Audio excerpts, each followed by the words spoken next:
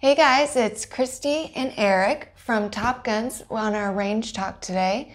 We're going to be discussing another new topic, and again, if you guys have anything you would like us to discuss, make sure and comment down below, like and share our videos and on our page as well, so we can interact with you guys and do what we do best. Yep.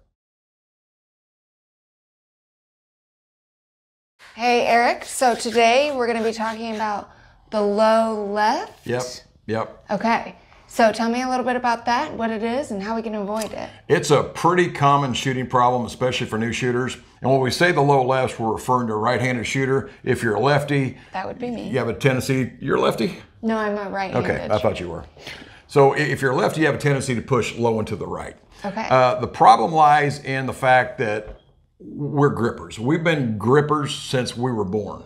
And for every minute of our lives, these three fingers here have followed what our index finger wants to do. Okay. So when people go through a trigger press, these fingers want to move along with that index finger. Okay. And what that results is, just a rubber gun, folks, what that results is, during the trigger press, if I'm not paying attention, I move my muzzle, in this case, would be down low and to the left. Okay. We get people that come into the range all the time that are not aware of this happening, and they think it's a sight issue.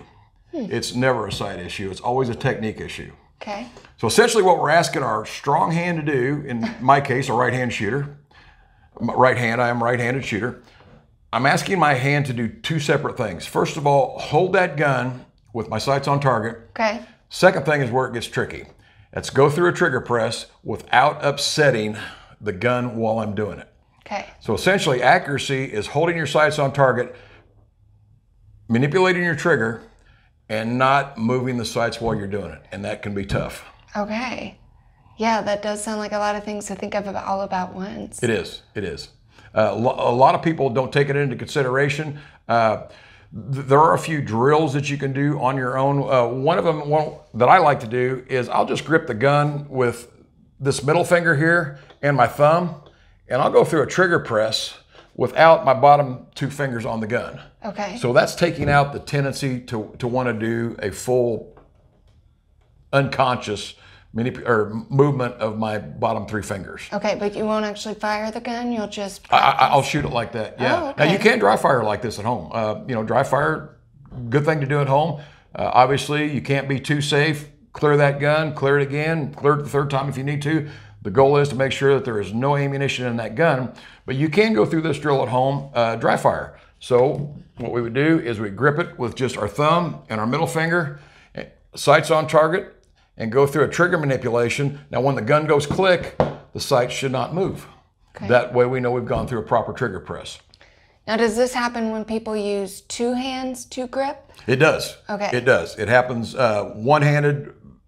You're very much susceptible to it with one hand, but yes, even with two. We see people doing a lot of low lefts that are right-handed shooters, and of course the opposite for the lefties. Now I know that breathing can somehow be involved to maybe release that. Is that true, not true? Not so much with a handgun. Okay. If you're shooting a precision rifle, your breathing really comes into play, but with a handgun, not too much of an effect.